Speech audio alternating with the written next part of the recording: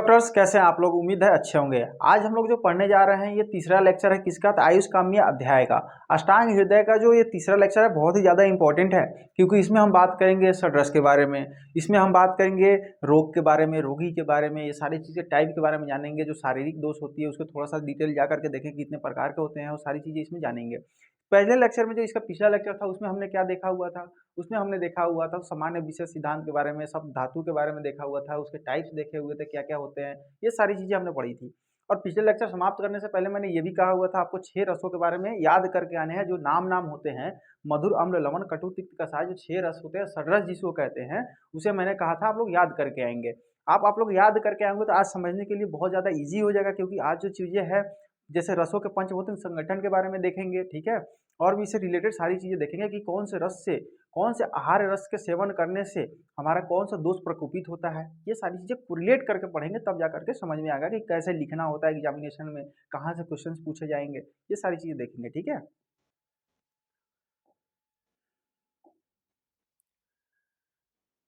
तो जैसे देखो अब ये श्लोक है एक ऊपर वाला, इसमें आपको मतलब जो भी 6 रसें हैं उसके सारे बारे में लिखा हुआ है। जैसे रसाम स्वाद, जैसे स्वाद का मतलब होता है क्या, मधुर से। हमेशा जब भी स्वादु आएगा, स्वाद आएगा तो इससे समझ लेना मधुर की बात हो रही है। स्वाद अम्ल लवण तिक्तो उष्ण कषाय का षड द्रव्य आश्रित आस्ते च यथा पूर्व बला वहा। इसका मतलब होता है, ये द्रव्य आश्रित का मतलब क्या होता है, द्रव आश्रित आस्ते, यानी ये कभी भी जो रसें होती हैं क्या इंडिपेंडेंटली जो रस होता है वो आ जाएगा क्या, नहीं। जब भी रस होगा किसी द्रव्य में पाया जाता है, क्या किसी द्रव्य में पाया जाता है। तो जैसे मधुर क्या होता है, मधुर ऐसा ही हो जाएगा क्या, या तो किसी गन्ने में पाया जाएगा मधुर रस, ऐसे करके पाया जाता है। ये नहीं है कि सिंपली हम रस का सेवन कर सकते हैं, किसी आहार रस के साथ, किसी आहार द्रव्य के साथ हम इसका सेवन करते हैं। ये बातें इसमें कही गई है, द्रव्य आश्रित होता है। हमेशा याद रखना जो रसें होती हैं द्रव्य आश्रित होते हैं। अब इसका मतलब क्या है, रस स्वादु, यानी रस का मतलब स्वादु यानी मधुर, जो अभी मैंने बताया स्वादु या मधुर कह सकते हैं। इसमें एग्जाम्पल में चीनी आदि आते हैं। अम्ल यानी खट्टा को कहते हैं, नींबू आदि इसका एग्जाम्पल है। लवण यानी नमक से कहते हैं, एग्जाम्पल है इसका, ठीक है, साल्ट वगैरह। तिक्त का मतलब क्या होता है, नीम वगैरह आदि जो होते हैं वो तिक्त में आता है, तीखा होता है, ठीक है, उसको कहते हैं। उष्ण, उष्ण किस में आएगा, उसके बाद में कटु यानी मिर्च, उष्ण यानी जो भी उष्ण गर्म वस्तुएं होती है उसको उष्ण कहते हैं, ठीक है। उष्ण वीर भी आता है, इसके बारे में भी बताएंगे आज। उसके बाद में क्या होगा, कटु यानी मिर्च, कटु यानी जो तीखा होता है, तीखापन होता है, उसको क्या कहते हैं, ये कहते हैं। और कसाय, कसैला और हरर बहेरा अम्ल की, जो ये तीनों हरर बहेरा और अम्ल की है, ये सारे जो इसमें पाया जाता है वो कसैला होता है। जैसे कभी आपको देखना त्रिफला चूर्ण, देखना त्रिफला जो चूर्ण बनती है वो इन्हीं तीनों प्लांट्स को मिलाकर के बनता है। कौन कौन से, तो हरर बहेरा और अम्लिकी को मिलाकर के कौन सा बनता है, क्या बनता है, तो वो जो मैंने आपको अभी बताया था क्या, त्रिफला, त्रिफला जो चूर्ण होता है वो इन तीनों से ही मिला करके बनता है। तो कसैला जो होता है, कसैला जब आप खीरा वगैरह देखोगे तो खीरा का जो टॉप का थोड़ा सा खा के देखना, थोड़ा सा कसैला टाइप का फील आता है, उसको हम कहते हैं कसैला से लेते हैं। ये 6 रस है जो द्रव्य में आश्रित रहते हैं, जैसा कि मैंने ऊपर बताया था। इस श्लोक का मतलब बाद वाले जो रस से पहले वाले रस का अधिक बल कारक होता है। जैसे मधुर रस सबसे अधिक बल कारक होता है, बल कारक यानी ज्यादा स्ट्रेंथ होगा, उसमें ज्यादा पोटेंशियल होगी, उसे क्या कहता है, जो सबसे ऊपर वाला होगा वो सबसे ज्यादा बल कारक होगा। जैसे मधुर होगा वो सबसे ज्यादा बल कारक होगा, एनर्जी देने वाला पोटेंशियल होगा। उससे कम अम्ल और फिर लवण तिक्त, ये जो आदि जो मतलब बसते हैं वो कम बल कारक होता है। बस यही बात इस लाइन में कही गई, इस श्लोक का मतलब यही होता है। अब क्या, अब एक और श्लोक आता है, तत्रादया मारुतम हनंती त्रय अस्ति कतादय कफम कसाय तिक्त मधुरा पित्त मन्य तु कुर्वन्ते। यानी रसों के कार्य क्या है, पहले तो देखेंगे इसका वर्किंग क्या है। यहाँ इन 6 रसों में से प्रारंभ के 3, जो शुरुआत के 3 है मधुर, अम्ल और लवण जो होते हैं, ये क्या करता है, वात को नष्ट करता है। इसको जो देखोगे ना इस वाले चार्ट से हम देखेंगे, लेकिन अभी फिलहाल इस लाइन को पढ़ लो आप। शेष 3 जो होते हैं जैसे तिक्त आदि जो होते हैं, कटु तिक्त कसाय, कफ को नष्ट करते हैं, और अन्य जो होते हैं वो किसको कहेंगे, पित्त को नष्ट करेंगे। यानी इसको किस माध्यम से हम देख सकते हैं, यहाँ पे जो हमारा एक चार्ट है इसके लिए, इसमें 6 रसों के बारे में पहले बताया है। अब वो कौन से रस से क्या प्रकोपित होगा, कौन सा दोष प्रकोपित होगा, इसके बारे में हम अभी देखेंगे। जैसे मधुर, अम्ल और लवण जो होते हैं, ये तीन जो हो गए, जैसे ये तीनों, इससे क्या हो जाएगा, कफ प्रकोपित होगा, यानी कफ बढ़ेगा। ठीक है, उसके बाद में ये जो तीन बचा हुआ है नीचे का, इससे क्या होगा, वात बढ़ेगा।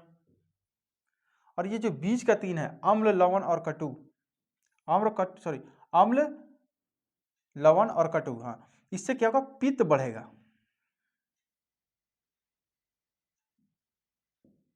क्या होगा, पित्त बढ़ेगा। तो इसमें हमें क्या देखना होता है, एक ब्लैंक पेपर लेकर के हम देख सकते हैं।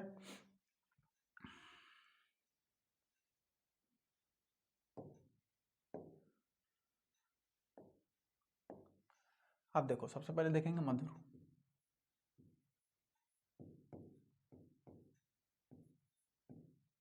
अम्ल, लवण, कटु, तिक्त और फिर कषाय। 6 रस हो गए। तो जो शुरू के ऊपर के तीन हैं, आप ऐसे याद करना, इसे यहाँ पे लिखना पहले कफ, ठीक है। फिर नीचे का जो तीन है, वात, और बीच का जो तीन है, ऊपर का एक छोड़ करके यहाँ लिख लेना पित्त।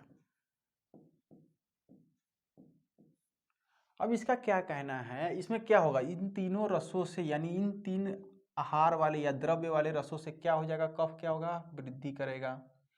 जब कफ वृद्धि करेगा तो इसमें एक और चीज कहता है, इसमें वात क्या होगा, जो वात होगा वो क्या होगा, नीचे होगा। क्यों होगा, क्योंकि ये जब तीन को आप बंद करोगे, जो बचा हुआ तीन है, जैसे यहाँ पे आप जाओगे तो ये क्या कर रहा है, इसका वृद्धि कर रहा है। अब जैसे कफ को वाले को तीन को ऊपर वाले बंद कर लो, तो नीचे के जो तीन बता, कटु, तिक्त और कषाय जो बचा, ये क्या करेगा, ये इसका ह्रास भी तो करेगा। जब ऊपर का तीन हम बंद कर लेते हैं, जैसे कफ को ये बढ़ा रहा था, इसको घटाने वाला, कफ कम करने वाला कौन आएगा, तो कटु, तिक्त और कषाय आएगा, क्योंकि ये तीनों को बंद कर लेंगे। उस हिसाब से हम देखेंगे, ये इसका ट्रिक होता है। अब कटु, तिक्त, कषाय से क्या होगा, वात बढ़ेगा। अब इसको वात का जो घटेगा वो किस रस से घटेगा, तो वो किससे, मधुर, अम्ल और लवण से घटेगा। किससे, मधुर, अम्ल और लवण से घटेगा। ये चीज आपको याद रखने की जरूरत है, ये ट्रिक से याद करने पड़ेंगे। जैसे कि मैंने अभी बताया, जैसे अब पित्त किससे बढ़ता है, तो अम्ल, लवण और कटु से। तो पित्त का जो सामक होगा, जो कम कैसे होगा, ये बढ़ने का हो गया, अम्ल, लवण और कटु से पित्त बढ़ेगा। लेकिन कम कब होगा, तो बचा कौन, मधुर, तिक्त और कषाय, तीन बच गया ना। तो मधुर, तिक्त और कषाय। सबसे पहला चीज तो आपको याद रखना है, इसमें कफ, पित्त और वात, तीन चीज को रखना है। पित्त हमेशा बीच में ही रहेगा। यहाँ पे कैसे, कफ, पित्त और वात। ऊपर के शुरुआत के जो तीन है, मधुर, अम्ल, लवण है, वो क्या करेगा, कफ को बढ़ाएगा। अब मधुर, अम्ल, लवण कफ को बढ़ाएगा, तो बाकी का जो नीचे का कटु, तिक्त, कषाय जो है, वो क्या करेगा, वो कफ को कम करेगा, सप्रेस करेगा। उसी तरीके, जैसा कि आप देखते हैं कि कभी क्या होता है, किसी का वात प्रकोपित हो गया, किसी का पित्त प्रकोपित हो गया, किसी का कफ प्रकोपित हो जाता है, यानी बढ़ गया या घट गया। तो जब बढ़ जाएगा, जैसे किसी का अगर वात बढ़ जाता है, तो हम कौन सा, जैसे यहाँ पे देखो, वात अगर किसी का बढ़ जाता है ये वाला, तो हम कौन सा रस का सेवन कराएंगे, कौन से आहार वाले का सेवन कराएंगे, तो इस वाले, यानी जिसमें मधुर, अम्ल और लवण पाया जाता हो, उस वाले द्रव्यों का सेवन करवाएंगे, तो उसका क्या, वात बैलेंस हो जाएगा ना, बिल्कुल हो जाएगा। अगर किसी का कफ बढ़ गया या कफ कम हो गया है, ठीक है, सीधा समझ लो, कफ कम हो गया, तो क्या करेंगे, कफ की वृद्धि करानी पड़ेगी। तो वृद्धि के लिए क्या करना होगा, मधुर, अम्ल, लवण और रस वाले आहार का सेवन करना पड़ेगा। किसी का पित्त प्रकोपित हो गया, किसी का पित्त बढ़ गया है, तो उसका क्या करेंगे, तो पित्त बढ़ जाएगा, क्योंकि इससे वृद्धि होता है, तो वृद्धि वाले आहार छोड़ करके ही तो खिलाएंगे बाकी वाले, तो मधुर, तिक्त और कषाय रस खिलाएंगे, तो उसका बैलेंस हो जाएगा।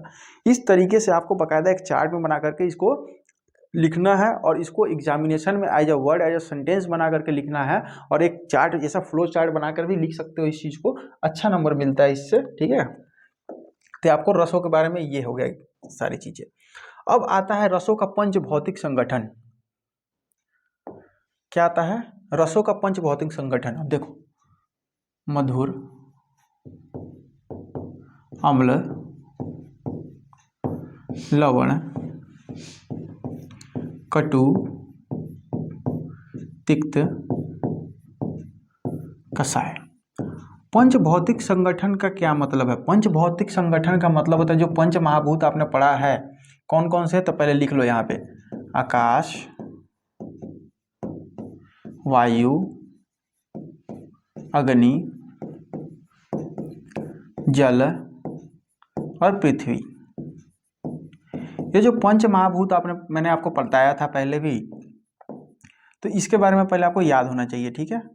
ये क्या होना चाहिए, याद होना चाहिए। इसका मार्किंग भी कर लो आप। उसके बाद में ये जो रस है, ठीक है, इसमें पंचभौतिक संगठन जैसे ही पूछे तो आप एक ट्रिक याद रखना, जो होता है क्या, 54, 53, 43, 23, 21 और 25।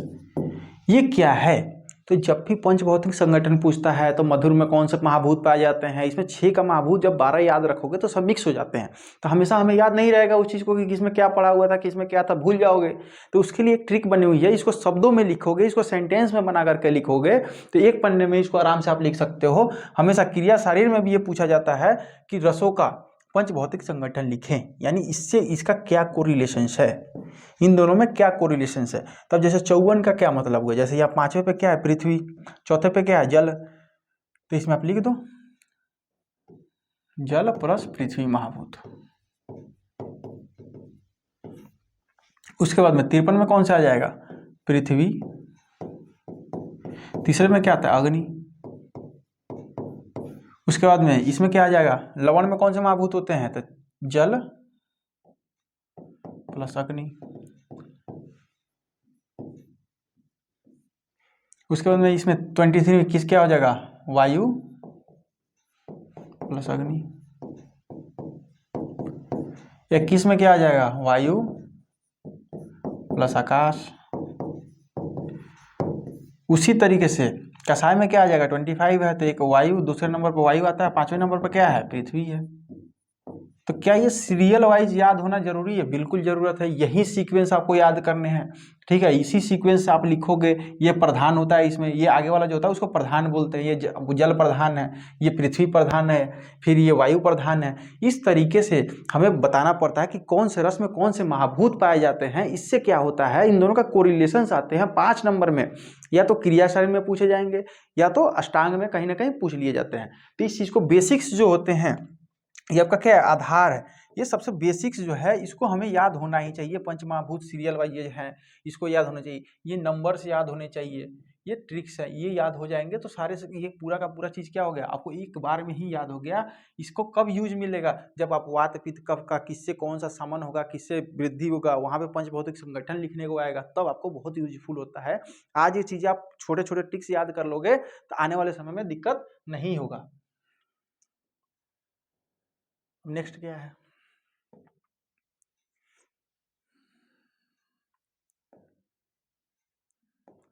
अब है द्रव्य के कर्म, ठीक है। पहले यहां पे देखो, कामनम कोपनम स्वस्थ हितम द्रव्यमिति त्रिया, यानी द्रव्य के जो कर्म हैं, द्रव्य की पहले देखेंगे द्रव्य कितने प्रकार के होते हैं, 3 प्रकार के होते हैं। कौन कौन से, तो समन द्रव्य होते हैं, कोपन होते हैं और स्वास्थ्य के लिए हितकारक होता है। एक क्या होता है, साम्य करता है। जब भी हमारे शरीर में दोष बढ़ेगा, समन का मतलब होता है, समन चिकित्सा यानी सप्रेसिंग चिकित्सा कहते हैं। इसको शरीर में ही हम दबा दें उसको हम कहेंगे समन चिकित्सा। आइए इसके बारे में देखते हैं पहले, ठीक है।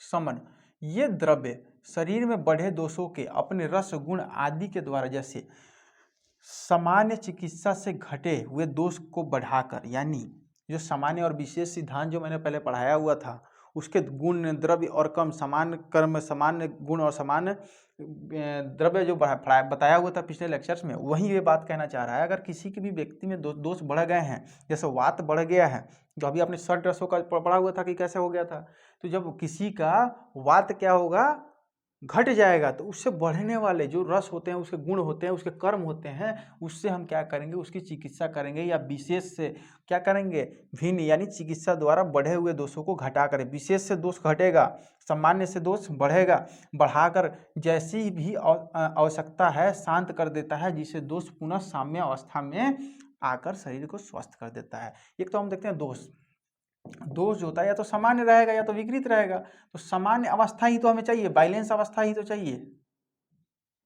बैलेंस अवस्था ही तो चाहिए। तो बैलेंस के लिए अगर या तो घट जाएगा तो क्या करेंगे, सामान्य करेंगे। अब बढ़ जाएगा तो क्या करेंगे, विशेष करेंगे। विशेष कितने प्रकार से कर सकते हैं? 3 प्रकार से। सामान्य कितने प्रकार से? 3 प्रकार से।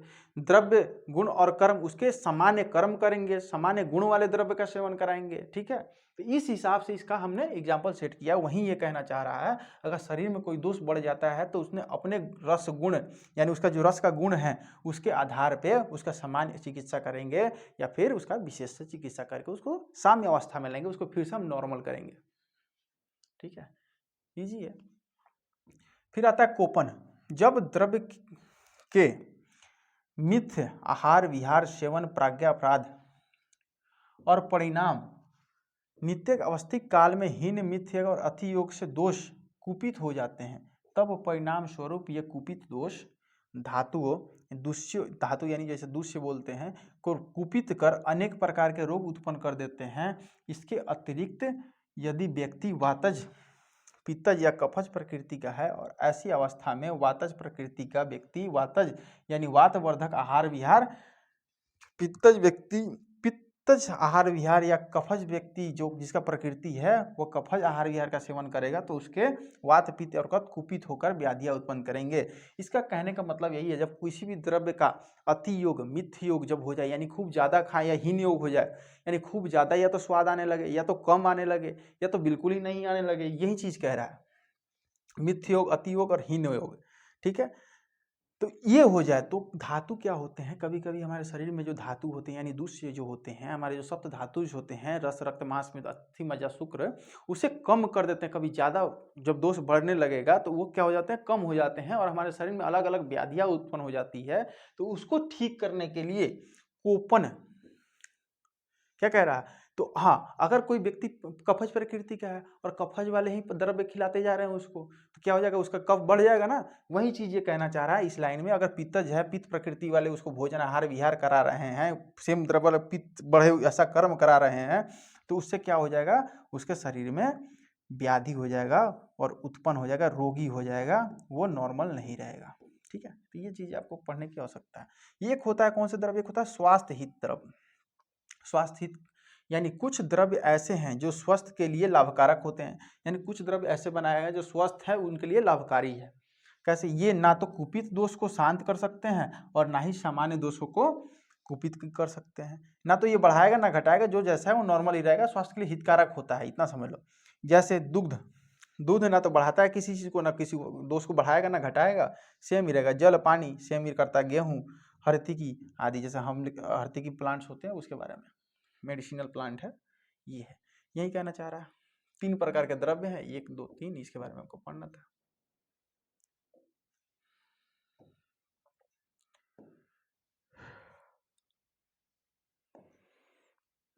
अब क्या पढ़ना है, वीर्य के बारे में। वीर्य क्या होता है, तो उष्ण शीत गुणों उत तत्र वीर्य द्विधा समृतम।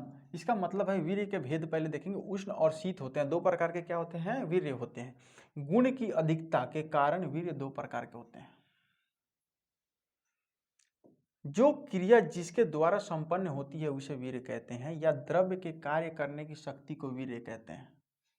अब आप देखो, या तो कोई द्रव्य उष्ण होता है, या तो शीत होगा, या तो ठंडा होगा, या तो गर्म होगा। उसके हिसाब से देखा जाए तो क्या कहता है, जैसे अग्नि में क्या होगा, उष्णता होगा, तो उसका क्या है, कार्य है, उसका कार्य ही तो है कि क्या, अग्नि आग यानी उष्णता देने का काम करता है, और जो जल है उसका क्या काम है, शीतलता प्रदान करना। तो यही चीज कह रहा है, उस बेसिस पे, गुण के बेसिस पे, गुण की अधिकता के बेसिस पे 2 प्रकार के वीर्य माना गया है। एक होता है उष्ण और एक होता है शीत, एक होता है हॉट, एक होता है कोल्ड।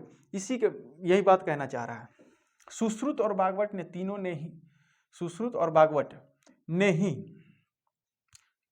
संसार को पंच महाभूतात्मक मानते हुए अग्नि और सोम, यानी अग्नि यानी क्या बोलते हैं, उष्णता होती है अग्नि में, सोम यानी जल में शीतलता होती है, को प्रधान मानते हुए उष्ण और शीत 2 प्रकार का वीर्य माने हैं। ठीक है, कार्य के अनुसार 8 प्रकार के होते हैं। जैसे ये किसके अनुसार थे, पंचभूतात्मक के अनुसार मानते हुए। इन्होंने किसने बताया, सुश्रुत और भागवत जी ने बताया था कि जो पंच महाभूत जैसे भौतिक संगठन जो होते हैं, ये सृष्टि पंचभूतात्मक है, यानी सृष्टि का निर्माण भी पंच महाभूतों से हुआ है, हमारा निर्माण भी पंच महाभूत से हुआ है। उसके आधार पर आचार्य भागवत और सुश्रुत ने दो प्रकार के बताए हुए थे, कौन कौन से, तो उष्ण और शीत। एक क्या, उष्ण कैसे, तो अग्नि को देखते हुए उन्होंने उष्ण की चर्चा करी है, और जल को देखते हुए उन्होंने शीतलता का वर्णन किया हुआ है। लेकिन जब यहाँ पे नीचे बात आती है कि इस पर कार्य के अनुसार कितने माने गए, 8।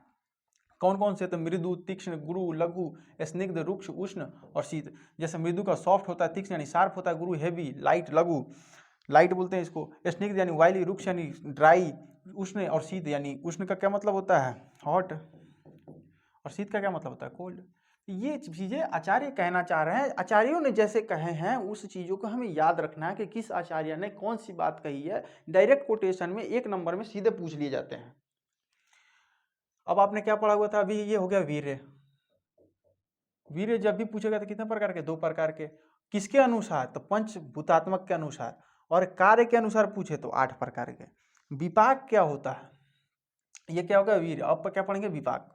विपाक होते हैं सबसे पहले 3 प्रकार के। पहले जानेंगे विपाक का क्या मतलब, विपाक होता क्या है। तो जो एंड ऑफ द रिजल्ट, जो हमारे शरीर में जो रसों के सब, मतलब पहले तो हमने आहार ग्रहण किया, फिर उसको जाकर के डाइजेशन हुआ, उससे सार कीट भाग अलग हुआ, फिर उसमें जो मतलब कि धातु निर्माण हुआ, धातु निर्माण के बाद में जो बचता है, सबसे लास्ट में जो रस प्राप्त होता है उसे हम विपाक कहते हैं। वैसे इसका कौन कौन से विपाक होते हैं, 3 प्रकार का होता है, मधुर, अम्ल और कटु, 3 ही विपाक होते हैं, ठीक है। जब भी पूछेगा तो एंड ऑफ द रिजल्ट जो बचता है उसी को कहते हैं। जैसे देखो, त्रिधा विपाको द्रव्यस्य स्वाद अम्ल कटु कटु आत्मका, ये इसका है। जैसा मधुर, अम्ल और कटु 3 प्रकार का होता है। इसका नाम याद होना चाहिए, इसके बारे में डिटेल अभी देखेंगे।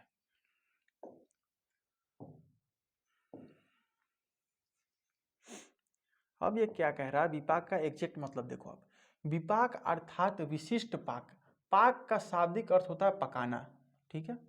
सेवन किए गए मधुर आदि 6, जो भी हमने सेवन किया, जो रस होते वाले, मतलब कि 6 रसों वाले जो भी आहार हमने ग्रहण किया है, द्रव्यों का सेवन किया, महास्त्रोतस में। जैसे महास्त्रोतस कौन कौन सा, हमारे जो जठराग्नि वगैरह जो भी अंदर जठराग्नि से बल लेकर के हमारे स्टोमक वगैरह जो भी होते हैं, क्या होते हैं, महास्त्रोतस होते हैं, यानी अमास है, अग्नास है, पकवास है, ये सारी द्वारा परिपक्व होकर अंत में जिस रस का विशेष की उत्पत्ति होती है उसे विपाक कहते हैं। यानी जो एंड ऑफ द विशेष की उत्पत्ति होती है वो क्या है, विपाक है। ये लाइन याद होना चाहिए, ये हमेशा पूछेगा। क्या, तो विपाक अर्थात विशिष्ट पाक। पाक का शाब्दिक अर्थ होता है पकाना।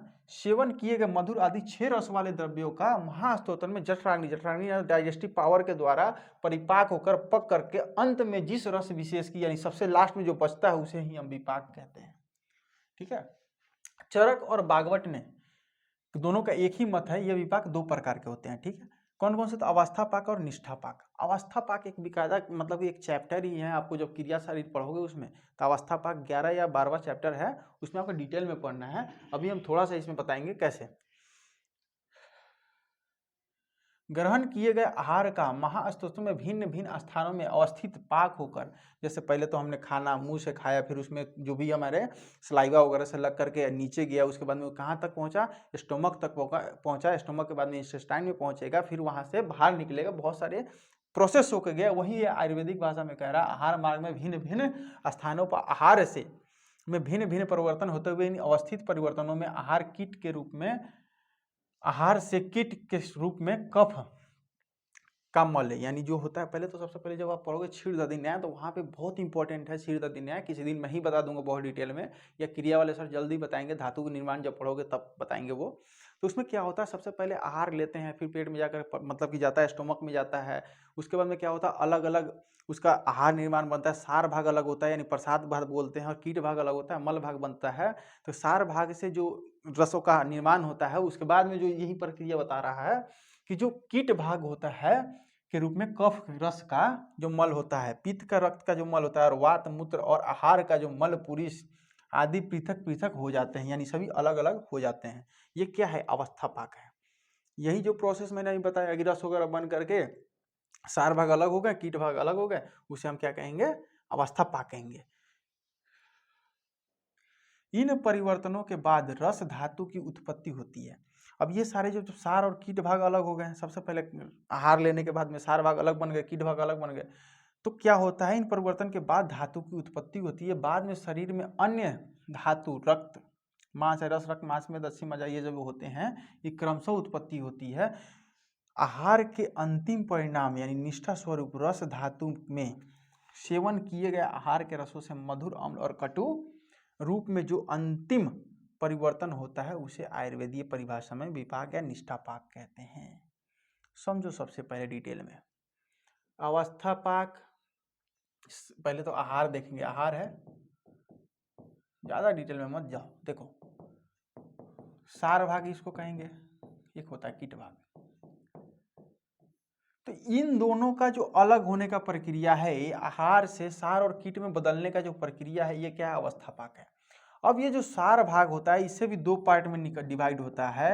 अब ये जाकर के फर्दर क्या करता है, रस आग्नि द्वारा परिपक्व होकर के रस धातु आदि बनता है, रस, रक्त, रस से रक्त बनता है, रक्त से मांस बनता है, उसी तरह सब धातु निर्माण होता है। उसमें के बाद में जो लास्ट जो बनता है, इन सभी के अंतिम परिणाम में जब ये सारा चीज बन जाता है, तब जा करके मधुर, अम्ल और कटु रूप में जो अंतिम परिवर्तन होता है, यानी जो उन रसों से 3 रस जो निकलते हैं, लास्ट जो एक्सट्रैक्ट निकलता है, उसे आयुर्वेदीय परिभाषा में विपाक या निष्ठा पाक कहते हैं। ये दोनों चीज टर्मिनोलॉजी सेम है, इसी को विपाक भी कहते हैं। ठीक है, ये बात आपको याद होना ही होना चाहिए। बहुत इजी वे में मैंने समझाया, ज्यादा इसमें डरने की जरूरत नहीं है। ठीक है, इसको लिख लेना, आप लोग नोट डाउन कर लेना, बहुत इंपॉर्टेंट है। विपाक, वीर्य और षड्रस, जो ही मैंने बताया है।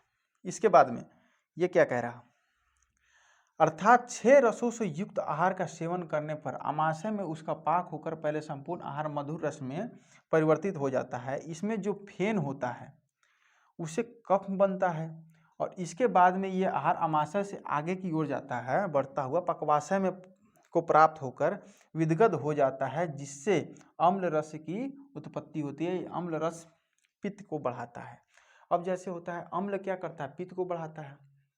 ये वही बात तो कह रहा है, उसी चीज का आगे का प्रक्रिया बता रहा है। जब हमें ये चीजें मिल गई, विपाक मिल गया, निष्ठा पाक जिसे कहा जाता है, तो ये जो 6 रस थे उसका सेवन करने पर जब आमाशय में पाक होकर के मधुर रस में परिवर्तन हो जाता है, इसमें जो फेन होता है उसे कफ वगैरह बन गया, तो उसके बाद में क्या कहता है, आमाशय में आगे की ओर बढ़ता हुआ पक्वाशय को प्राप्त हो जाता है। यानी जो हमारा पक्वाशय जो होता है, इंटेस्टाइन जो होता है, उसको प्राप्त होता है और उससे क्या कहता है, बढ़ता हुआ, जिससे अम्ल रस की उत्पत्ति होती है। और जो अम्ल रस होता है वो पित्त को क्या करेगा, बढ़ाएगा। बस इतनी सी बात है।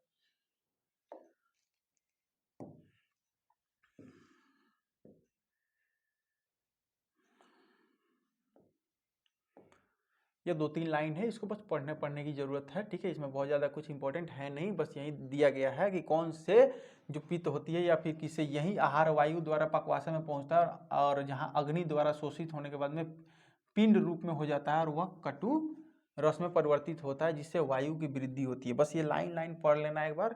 ठीक है, फिर सुश्रुत के सूत्र 40वां में लिखा हुआ है, में मधुर और कटु 2 ही विपाक माने गए हैं।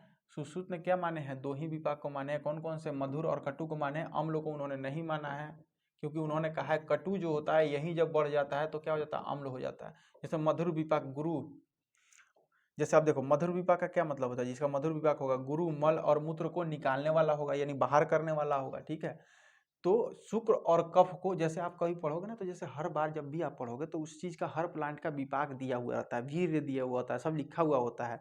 तो इस ये विपाक को, जैसे ये वाले विपाक वाले हम पदार्थ खाएंगे या द्रव्य खाएंगे तो हमारा क्या करेगा, इसका कैरेक्टरिस्टिक क्या है, जैसे मधुर का कैरेक्टर क्या है, इसका वर्किंग क्या है, ये जब पूछा तो ये क्या होता है, गुरु होता है यानी हेवी होता है, मल और मूत्र को निकालने वाला, बाहर करने वाला होता है, स्राव कराने वाला होता है, तथा शुक्र और कफ को बढ़ाने वाला होता है। शुक्र यानी जो स्पर्म होता है उसको बढ़ाने वाला होता है और कफ को भी बढ़ाने वाला होता है, जैसा कि अभी हमने पढ़ा हुआ भी था कि जो कफ, मधुर जो रस होता है वो कफ की वृद्धि करता है। और कटु विपाक लघु शुक्र नाशक। अब जो कटु विपाक होता है, कभी भी जिसको शुक्र की क्षय होती है उसे हम क्या करेंगे, कटु विपाक वाले पदार्थ नहीं खिलाएंगे, क्योंकि वो लाइट होता है और शुक्र को नाश करने वाला होता है, मल मूत्र को बांधने वाला और वात का वर्धन करने वाला होता है। बस ये इसका कैरेक्टरिस्टिक्स हमें बस याद रखने हैं, ऐसे कभी कभी काम आएंगे ये। ठीक है, तथा अम्ल विपाक लघु, अम्ल जो विपाक होता है वो क्या होता है, ये भी लघु होता है। शुक्रनाश ये भी करता है, मल मूत्र को निकालने वाला होता है, पित्त को बढ़ाने वाला होता है। बस।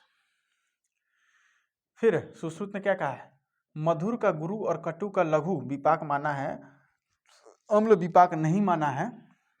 उनके अनुसार आग्नेय पित्त जब विदगत हो जाता है, यानी जब बढ़ जाता है, जब आग्नेय पित्त बढ़ जाता है तो वहीं क्या हो जाता है, अम्ल हो जाता है, अम्ल विपाक हो जाता है। बस। जबकि चरक ने अम्ल विपाक भी माना है, इसीलिए चरक और सुश्रुत दोनों में मतभेद है। ठीक है।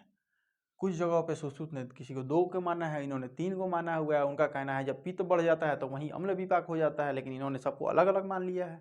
यही चीज हमें पढ़ना है, बाकायदा इसको नोट डाउन कर लेना। ठीक है।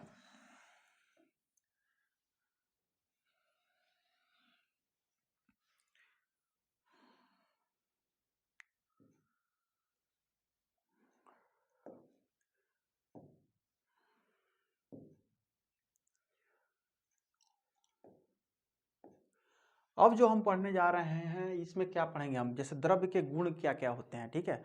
अब जो हम पढ़ने जा रहे हैं, जैसे ये द्रव्य का जो गुण है इसके बारे में हम पढ़ेंगे कब, नेक्स्ट लेक्चर में। जो नया वाला जो लेक्चर आएगा, जो आपका चौथा लेक्चर आएगा, उसमें हम क्या पढ़ेंगे, द्रव्य के गुण के बारे में। अभी आप बस इसका नाम याद करके आना। जब हम आपसे नेक्स्ट लेक्चर में मिलेंगे तो उसमें बस हमें क्या क्या पढ़ के आना है आपको। तो ये जो श्लोक है, इस श्लोका को आप पढ़ के आएंगे, इंपॉर्टेंट श्लोका है, इसके बारे में हमें ज्ञान होना चाहिए। VVI है, पूछेगा जब भी गुण की बात होगी, द्रव्य की गुणों की बात होगी, तो ये सारे ये श्लोक लिखना ही लिखना है। ठीक है। नंबर इनहांस हो जाएंगे। फिर द्रव्य में गुरुवादी 10 गुण और इनके जो विपरीत होते हैं, जो गुरुवादी गुण के ये जो श्लोक दिए गए हैं, ऐसे गुण की बात जब आएगी तो 41 गुण होते हैं, जिसमें से 20 जो गुण होता है वो गुरुवादी के गुण होते हैं, और इसके बारे में हमें पढ़ना है। 10 जो ये नाम है पहले इसको पढ़ना है। कौन कौन से, तो गुरु, मंद, हिम, स्निग्ध, सलक्षण, श्रांद्र, मृदु, स्थिर, सूक्ष्म और विशद। ये इसके विपरीत वाले जो होते हैं वो 10 मिला करके क्या हो जाता है, 20 हो जाते हैं। इसको नोट डाउन कर करके और याद करके आप हमसे कब मिलोगे, नेक्स्ट लेक्चर में मिलोगे। ये देखो आप, बाकी के जो 10 हैं ये इसके विपरीत वाले गुण वाले हैं। ठीक है। तो इसको आपको याद करके आने हैं बाकायदा। गुरु, मंद, हिम, स्निग्ध, सांद्र, मृदु, स्थिर, सूक्ष्म और विशद, ये 20 के 20 आपको पढ़ के आने हैं। ठीक है। फिर मिलते हैं नेक्स्ट लेक्चर में आपसे। तब तक के लिए आप इस गुण पूरे जो भी द्रव्य के गुण हैं उसको रिवाइज करके आएंगे, जो आज हमने पढ़ाया है उसको नोट डाउन करके याद करके आएंगे। बहुत इंपॉर्टेंट था सदरस का सिद्धांत, बहुत इंपॉर्टेंट था उसका पंचभौतिक संगठन, और बहुत इंपॉर्टेंट था किस आहार द्रव्य वाले से, किस द्रव्य वाले रस से किस दोष की वृद्धि होगी, किसकी कम होगी। ये सारी चीजें आप नेक्स्ट लेक्चर में पढ़ के आएंगे। तब तक के लिए थैंक यू।